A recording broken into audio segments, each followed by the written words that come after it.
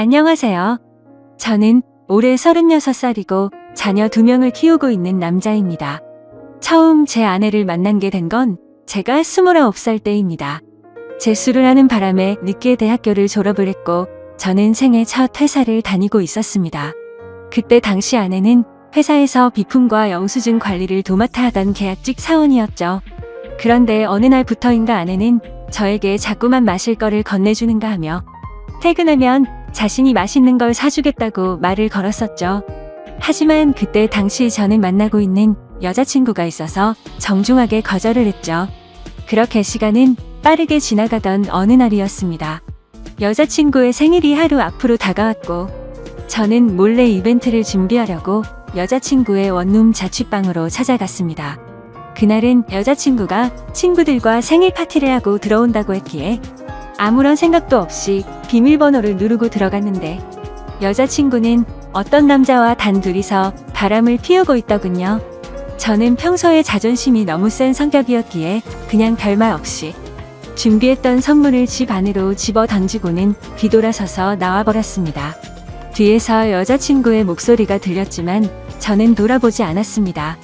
정말 서로 좋아했고 충격적인 그 상황에 힘들지 않았다면 거짓말이겠죠. 하지만 도저히 용서를 할 수 없었기에 모든 연락을 피하고 저 혼자서 그 상처를 묵묵히 견뎌내고 있었습니다. 그런데 제가 그렇게 힘든 걸 아는지 모르는지 계약직 사원이었던 아내는 제게 매일같이 호감을 표시하더라고요. 사실 저는 아내에게 관심이 없었습니다. 외모는 평범하면서도 귀여운 편에 속했지만 여자에 대해 진절머리가 났던 상태였습니다. 하지만 아무리 거절을 해도 계속해서 제게 달라붙길래 그냥 퇴근하고 술이나 한잔하자고 말하게 되었죠. 그날 얘기를 들어보니 아내는 가정 환경이 썩 좋지가 않았습니다. 돈을 벌어서 혼자 계시는 어머님과 어린 남동생의 뒷바라지를 하고 있다더군요. 물론 저보다 어린 나이에 기특하게 열심히 사는 모습이 좋아 보였지만 그저 그런 마음일 뿐 아내에게는 전혀 마음이 가지가 않았습니다. 그렇게 퇴근 후 술을 마시는 게 몇 번이 반복되다 보니 점점 외로워져서 정신을 놓은 건지 아내와 함께 시간을 보내게 되었습니다. 사실 그 날 이후로 사귄다고 말만 하지 않았을 뿐 다른 연인들처럼 데이트도 하고 사귀는 것과 다름이 없었죠. 그렇게 몇 개월을 지내다 보니 새벽녘에 전 여자친구에게서 연락이 오더군요. 사실 시간도 많이 지나게 되어서인지 별로 대수롭지 않게 생각을 하게 되었고 결국에는 헤어졌던 여자친구와 다시 만남을 가지기로 했었습니다. 그로 인해 퇴근 후 데이트를 하던 아내에게는 이제 서로 신경 쓰지 말고 남남처럼 그냥 지내자라고 말을 해버렸습니다. 하지만 다시 만났던 여자친구와는 며칠도 채 가지 못해서 다시 끝이 나고 말았죠. 처음에는 대수롭지 않게 생각했지만 만나면 만날수록 그때 있었던 일이 자꾸만 떠오르더군요. 더 오래 만나다가는 제게 의처증이 생겨나 버릴 것 같고 상상만 해도 견딜 수가 없어서 또 다시 헤어짐을 선택하게 됐습니다. 그러던 중 저녁 늦게 지금의 아내에게서 갑자기 연락이 왔습니다. 한참을 아무 말 없이 망설이더니 임신을 했다고 말하더라고요. 사실 그때 그 이야기를 들었을 때는 많은 생각이 들었죠. 정말 임신을 한 게 맞는 건가? 나를 붙잡으려고 지어낸 이야기가 아닐까라고 생각도 했고 별의별 생각이 다 들었습니다. 저는 다시 한번 확실하냐고 물었더니 확실하다고 하더라고요. 솔직히 그때 당시 아내에게는 정말 몹쓸 짓을 많이 했습니다. 물론 어린 나이는 아니었지만 갑작스러운 상황에 어떻게 이걸 해결해야 할지 몰라 저는 무작정 아내를 무시하기 시작했습니다. 정말 지금 생각해봐도 제가 너무 무책임하기 짝이 없었습니다. 매일같이 울고 불며 이야기를 했지만 저는 끝끝내 아무 말도 하지 않고 모르쇠로 일관했었으니까요. 그리고 눈물만 뚝뚝 흘리는 어린 아내에게 따뜻한 말 한마디도 한 적이 없었습니다. 그렇게 시간은 지나갔고 아내는 마침 계약직 날짜가 종료되어서 회사에 더 이상 나오지 않게 되었습니다. 솔직히 그때는 저도 모르게 안도감이 먼저 들더군요. 이제는 다시 방석에 앉아있을 필요도 없겠구나 하면서 말이죠. 정말 지금 생각해도 저는 천하의 나쁜 놈이었습니다. 아무튼 그날을 잊고 나서는 멘탈이 제대로 잡혀지지가 않았죠. 그러다 어느 날 친형과 술을 먹게 되었습니다. 이런저런 이야기를 나누다 결국 지금까지 있었던 모든 이야기를 털어놓게 되었습니다. 당연히 친형은 제게 욕부터 하더라고요. 결국에는 부모님 귀에까지 들어가게 되었습니다. 집에서는 난리가 났었죠. 아버지께서는 남의 자식 망쳐놓고 뭐 좋은 일 있다고 매일같이 술이나 마시고 다니냐고 엄청 화가 나셨습니다. 어머니와 친형까지 저의 행동에 엄청나게 비난을 했었고, 부모님께서는 집에 한번 데리고 오라고 하셨고 저는 또 모르쇠로 일관했습니다. 하지만 어느 날 형은 제 휴대폰 연락처를 뒤지게 되었고 아내의 연락처를 알아내어서 저를 제외한 가족들이 아내를 만나게 되었습니다. 그러고는 며칠 뒤에 저는 모르게 아내를 집으로 부르셨습니다. 저는 당연히 아무 생각 없이 친구들과 술을 마시고 늦게 집으로 들어갔는데 제 아내가 집에 와 있어서 정말 얼마나 깜짝 놀랐는지 모릅니다. 일단 어쩔 수 없이 저는 아내와 나란히 부모님 앞에 앉게 되었고 부모님께서는 앞으로 어떻게 할 거냐고 화를 내셨습니다. 저는 그냥 술김에 짜증도 나고 이 상황을 빨리 벗어나고 싶은 마음이 컸습니다. 그래서 홧김에 저는 그냥 결혼할 테니까 더 이상 좀 그만하라고, 앞으로 이 문제로 왈가불가하지 말아 달라고 말했습니다. 솔직히 홧김에 그런 말을 하긴 했지만 당연히 그때 당시 저는 이 말을 한다고 해서 정말 결혼할 생각은 없었습니다. 부모님 역시 그러라고 말씀하실 일은 절대 없다는 확신에 차서 한 말이었죠. 하지만 예상외로 아버지께서는 그때 그 자리에서 또박또박 말씀하시더군요. 그러면 지금 찾아본 부모님이랑 조만간 만나서 이야기를 하고 싶으니 부모님이 시간 되실 때 자리를 한번 마련해보자고 하시더군요. 이때 당시도 설마라는 생각을 가지고 있었고 술에 취해서 그냥 대충 상황을 정리하고 얼른 일어나서 제 방으로 들어가 버렸습니다. 그렇게 아내는 집으로 돌아갔고 저는 술이 점점 더 올라오더니 제게 말도 없이 집에 찾아온 게 너무 화가 나더라고요. 그래서 새벽 늦은 시간에 전화를 걸었습니다. 차마 입에 담을 수 없는 욕이란 욕을 다 하면서 막말을 엄청 쏟아냈습니다. 아내는 저희 부모님이 비밀로 하라고 해서 미리 말 못했다며 그저 미안하다고 울기만 하더라고요. 아무튼 그날 이후로는 부모님과도 말을 하지 않았습니다.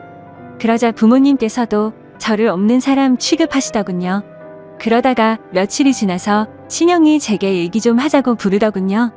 무슨 일인가 싶어서 형과 이야기를 하는데 오늘 부모님께서 아내분 어머님을 만나 뵙고 왔다는 이야기를 제게 해주더라고요. 오늘 가보니 그쪽 상황이 많이 힘든 걸 알게 되었답니다. 얘기를 해보니 아내가 벌던 돈들은 전부 처가댁에 장모님과 처남의 생활비로 다 들어갔었고 지금까지 아내가 모아놓은 돈도 없다고 말하더군요. 그쪽이 형편이 좋지 않아서 당장 혼수조차 부담하기가 힘든 상황이라며 제게 어떻게 하려고 이런 일을 벌인 거냐고 묻더라고요. 저는 그 말을 듣고 속으로 만세를 불렀습니다. 이제 부모님께서도 이 결혼을 포기하시겠구나라는 생각이 들었던 거죠. 그리고 그때 당시에 저도 취직을 한 지 얼마 되지 않았었기에 모아둔 돈이라고는 고작 1,000만 원가량 밖에 없었거든요. 하지만 보수적인 성격이었던 저희 부모님은 고집을 꺾지 않으셨습니다. 결혼식이야 가족끼리 조촐하게 치르면 되는 거고 집 문제야 본가에서 같이 살면 다 해결되는 문제니 뭐가 문제냐며 제 기대를 꺾어버리셨습니다. 결국 순식간에 결혼 날짜를 잡게 되었고 일정대로 척척 진행이 되더군요. 저는 그때부터 너무 당황했고 속이 타들어갔습니다. 그렇게 좋아하지도 않았던 여자랑 결혼을 해서 평생을 함께할 생각에 암담하더군요. 그리고 부모님의 고집만 내세우니까 점점 화가 나서 크게 대들기도 했습니다. 제 앞으로의 인생이 달린 문제인데 왜 이렇게 무책임하게 진행하냐고 화를 냈죠. 그러자 부모님은 네가 저지른 문제는 성인이 된 네가 책임지는 게 맞는 거고 네가 결혼한다고 하지 않았냐고 되묻자 저는 할 말이 없어졌습니다. 그냥 그때 당시에는 모두가 저를 망치게 만들려고 하는 것만 같아서 사소한 거 하나하나 다 마음에 들지 않았고 고슴도치처럼 모든 게 날이 서서 삐뚤게 느껴졌습니다. 아내에게도 못된 말을 계속했습니다. 이따위로 억지로 결혼한다고 달라질 것 같냐며 나를 만나봤자 돈도 없어서 아무것도 못 해줄 거고 시집살이가 그렇게 호락호락 할 것 같냐고 말했습니다. 그리고는 정말 너한테 잘해줄 자신이 없으니까 고집 피우지 말라고 했죠. 하지만 제가 그런 말을 할 때마다 자신이 더 잘하겠다며 말하는데 너무 답답하고 그 상황이 싫었습니다. 심지어 친한 친구놈들 몇몇과도 술을 먹다가 이 이야기가 나오면 친구들은 온갖 욕을 제게 했죠. 그래서 점점 이 일로부터 자유로워지고 싶다는 생각이 들기 시작했고 결국 제 책임을 통감하고 모든 사람의 뜻대로 그냥 결혼을 하기로 마음을 먹었습니다. 하지만 너무 삐뚤어져 있었던 저는 그렇게 마음을 먹고도 막말을 입에 달고 살았죠. 부모님께는 잘 살 자신이 없으니 행복한 결혼 생활을 할 거라는 기대는 하지도 말라고 했고 아내에게도 늘 차갑게 몹쓸 말들을 많이 했습니다. 그리고 결국에는 결혼을 하게 되었습니다. 정말 좋아서 한 결혼도 아니었으니 신혼생활은 말할 것도 없었습니다. 신혼여행은 해외여행은커녕 국내에 있는 흔한 여행지로 갔습니다. 심지어 그곳에 가서도 아내는 내팽겨쳐두고 혼자서 이곳저곳 돌아다녔고 거의 말도 하지 않았습니다. 그리고 나서 일상생활을 하면서도 퇴근하고 집에 들어오면 게임을 하거나 TV를 보면서 지낼 뿐 아내와는 일상적인 대화는 나누지도 않았습니다. 그리고 주말이나 노는 날에는 저는 항상 밖에서 친구들과 놀고 술을 먹다가 들어오고는 했죠. 평범한 부부들은 아내가 아기를 가졌을 때 극진히 대접받는다고 하지만 저희 부부는 그렇지 못했기에 제 아내는 그런 대접은 전혀 받지 못했습니다. 오히려 제 눈치를 보느라 뭘 먹고 싶다라는 이야기조차 단 한 번도 한 적이 없었죠. 그렇게 아내는 제게 불평이나 불만을 전혀 말하지 않았습니다. 그냥 묵묵히 혼자서 어머니와 집안일을 했죠.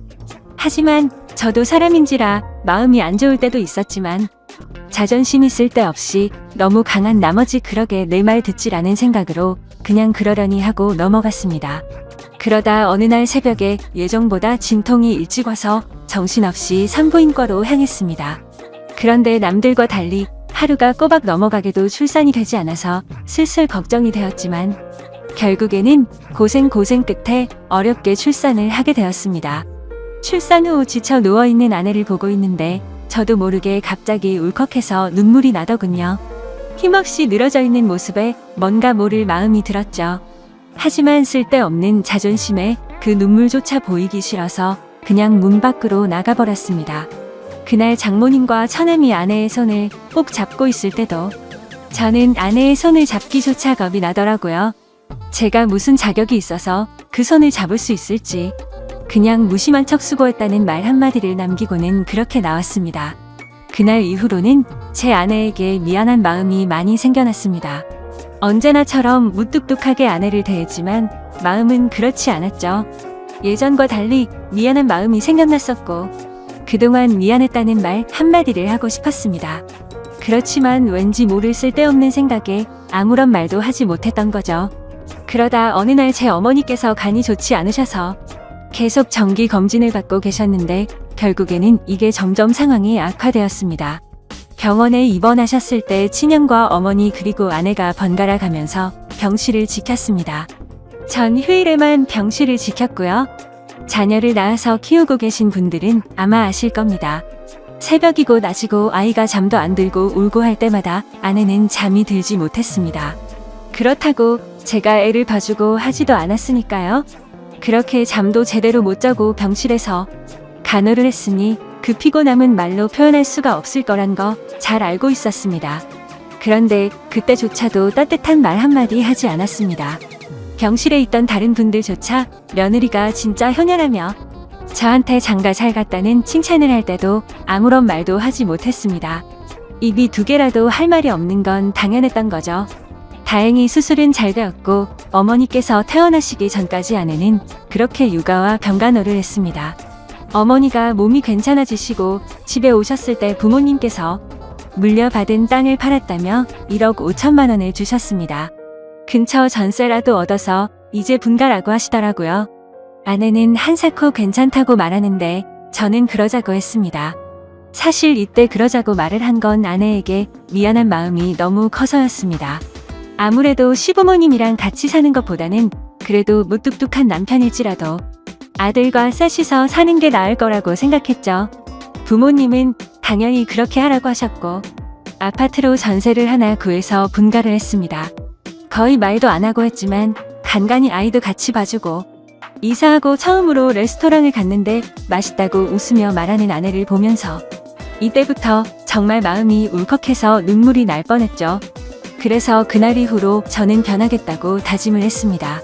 연애도 저와 제대로 해보지도 못하고 아이를 가졌을 때도 대접 한 번 제대로 해주지 못했던 생각이 났습니다.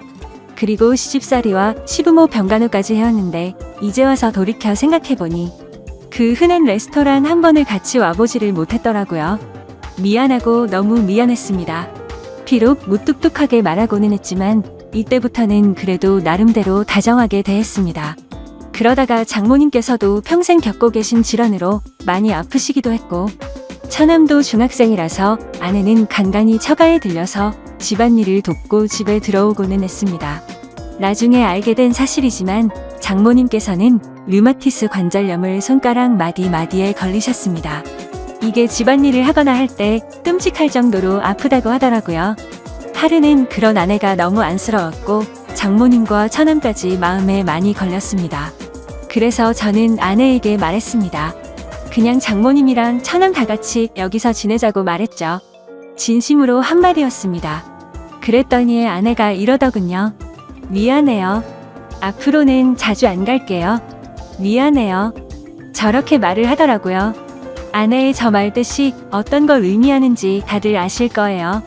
아내는 제가 처갓집에 자주 가는 걸 못마땅하게 생각해서 비꼬는 마음으로 저렇게 말을 한 걸로 오해를 한 거였습니다.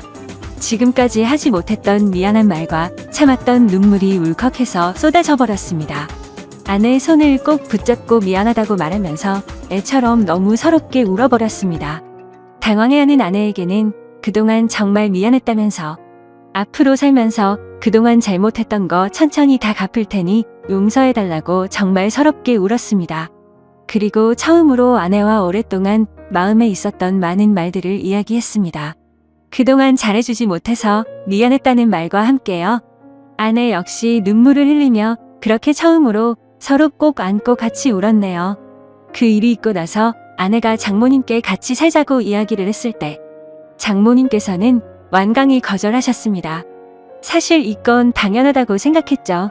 사위라고 하나 있는데 자기 딸을 그렇게 서럽게 만들었는데 이 집으로 들어오면 얼마나 눈치를 줄까라고 당연히 생각하셨을 것 같습니다.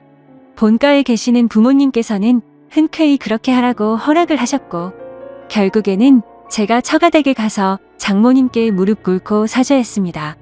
그동안 죄송했다고 앞으로는 정말 잘하겠다고 했죠. 그렇게 장모님을 겨우겨우 설득해서 같이 살게 되었습니다. 지금은 그 누구보다 아내만 사랑하고 전에는 상상도 못한 애교도 떨면서 그렇게 살고 있습니다. 세상에서 아내가 가장 예뻐 보이고 가장 사랑스럽네요. 집안일도 제 나름 열심히 돕고 있고 육아도 열심히 하고 있습니다. 그리고 아내와 저 사이에는 예쁜 딸아이도 한 명 더 생겨났고 더 예쁜 가정을 이루게 되었죠. 이게 제게 있었던 5년 전 이야기입니다. 지금은 장모님과 처남 그리고 제 아내와 자식들 이렇게 6식구가 다 같이 행복하게 살고 있습니다. 넉넉지 않은 형편일지 몰라도 휴일이나 주말이 되면 가능하면 가까운 곳으로라도 바람을 쐬러 다니고 있고요. 지금은 아내에게 잔소리도 들어가면서 지내지만 그 누구보다 행복하게 해주려고 아내를 여왕처럼 받들고 지내고 있습니다. 그런 저를 기특하게 보셨는지 장모님도 항상 우리 사이가 최고라며 저를 감싸주시고 온 가족이 서로를 너무 애틋하게 생각하고 행복한 나날을